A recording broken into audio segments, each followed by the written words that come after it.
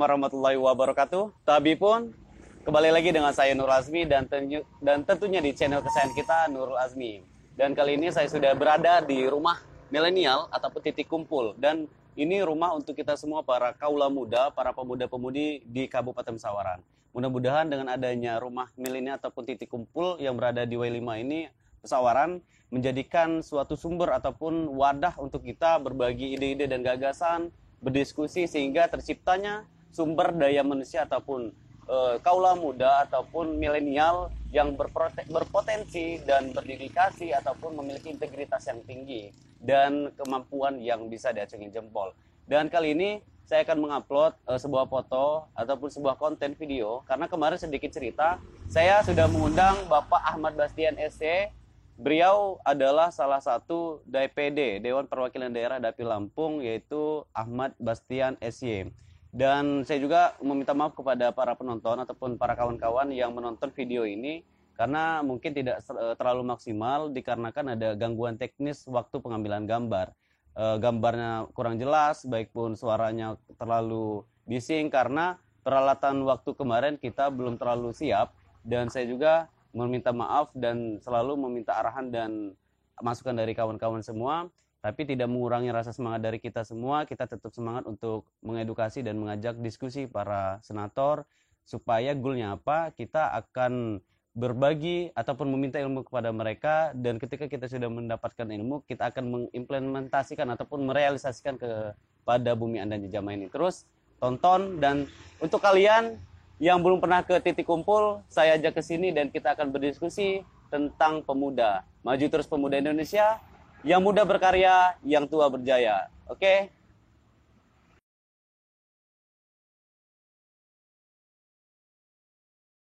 Terus genjot, itu nih tuh kayak ini tempat kumpul. Kalau mau evakuasi, cara ini maksudnya mengevakuasi ke. Karena kita juga di semua sektor kita berjalan, Bang. Seperti ada di pertanian, karena kita sekarang masih fokus di pertanian, Bang. Karena sekarang kan kaum muda ini masih terfokus di politik dan sebagainya. Tapi kita ciptakan Bagus, cocok.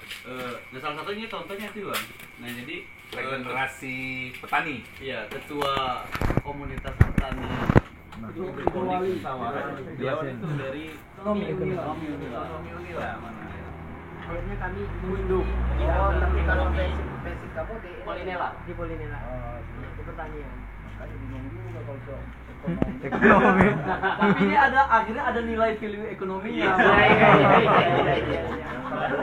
Sama Jadi kita kemarin abang apa namanya sempat bikin webinar ya Mas Yawin ya. Iya. Webinar dengan teman-teman yang bicara tentang regenerasi petani. Regenerasi petani. Jadi secara statistik petani kita yang ada sekarang ini itu rata-rata hampir 70% usianya 47 tahun. Iya. Ya, usianya itu 47 tahun. Jadi usia yang katakanlah menjelang senja. Udah nggak produktif ya, Mas? Bicara produktivitas masih produktif 47. Cuman sudah menjelang senja. Mulanya udah asar. Ya kan? Sudah asar. Nah, sementara generasi yang masih panjang masa pengabdiannya ini banyak lari dari sektor pertanian. Iya. Banyak lari. Nah, sekarang ini banyak petani-petani muda sekarang ini lebih kreatif. Ada anaknya Pak Azumardi Azra, namanya Reza Azumardi Azra. Azumardi Azra ini kan cendekiawan Muslim. Itu anaknya menjadi petani, menghimpun petani gitu. Jadi kerjanya mengorganisir petani. Dia kerjanya mengorganisir petani. Organisasinya apa maksudnya? Petani yang diorganisir itu adalah petani singkong. Petani singkong diorganisir sama dia. Ada teknologi yang dibawa sama dia. Bisa merubah tepung singkong menjadi tepung apa gitu untuk bahan-bahan mie itu. Nah, itu nilai-nilai lebih dari teknologi yang dia bawa. Nah, dengan teknologi itu sehingga dia bisa mengangkat petani singkong yang 1 kilonya 10.000, 10.000, 1 kilo 10.000, sama dia bisa dibeli dengan harga 12.000. Jadi udah ada penambahan nilai dari situ. Ya. Kenapa dia punya ada penambahan nilai? Karena varian singkongnya itu dibuat macam-macam, ya kan? Jadi kan harus diurai dulu di singkong nih. Kemanfaatannya harus dibuat banyak, gitu kan? Sehingga nilai dasarnya bisa naik kan? Kalau pemanfaatannya cuma satu hanya untuk jadi gaplek aja, biasanya kan sangat berpengaruh dengan kredibilitasnya. Kredibilitas karena yang menangkapnya cuma satu, jadi yang dimainkan. Nah ini karena yang nangkapnya dibuat banyak, ada begini, ada begitu, sehingga dia buat varian banyak gitu singkong itu. Jadi harga singkong di sana. Nah inilah peran-peran petani muda sekarang. Jadi sistemnya pemberdayaan, gitu. Sinergi. Jadi membangun sinergi. Nah, saya harapkan di teman-teman juga harus mulai mengarah ke sana. Karena apa? Kebutuhan hidup kita, ya kan? Kita nggak bisa lari dari beras. Iya kan, kebutuhan pokok kita. Kebiasaan ulun tuh kan sewa ko sawah. Sewa Kalau udah jadi sunat. Apa di sini Gadai. apa gitu kan? Gadai. Apa yang lebih unggul di sini? Misalkan coklat, ya kan? Misalkan kakao di sini. Nah, tinggal di bagaimana kreativitas, ya kan? Mulai kita cari Dikuasain apa? bang, masalah ini bang. Dikuasain oleh pemain-pemain besar. Iya, semua pasti ada tantangannya.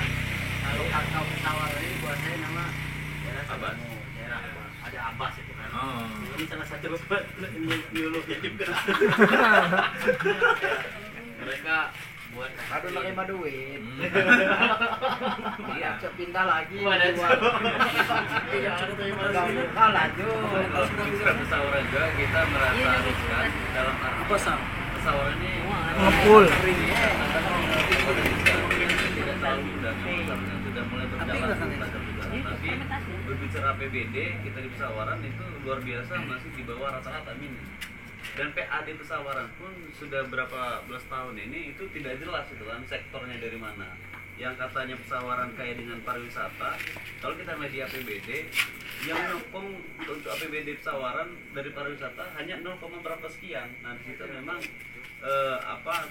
adik-adik merasa miris. Kenapa kalau tata kelola dari pemerintah Kabupaten Pesawaran itu tidak efisien dan tidak bisa menangkap sumber daya alam yang kita punya itu.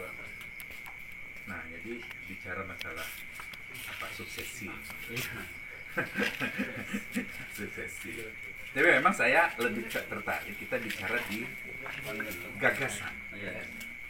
Bicara sukses itu jangan bicara figur dulu. Kita bicara gagasan. Karena apa? Kita jangan biasakan kasih cek kosong untuk pemimpin kepala daerah. Ya kan? Selama ini kan kita banyak kasih cek kosong. Kenapa saya sebut cek kosong?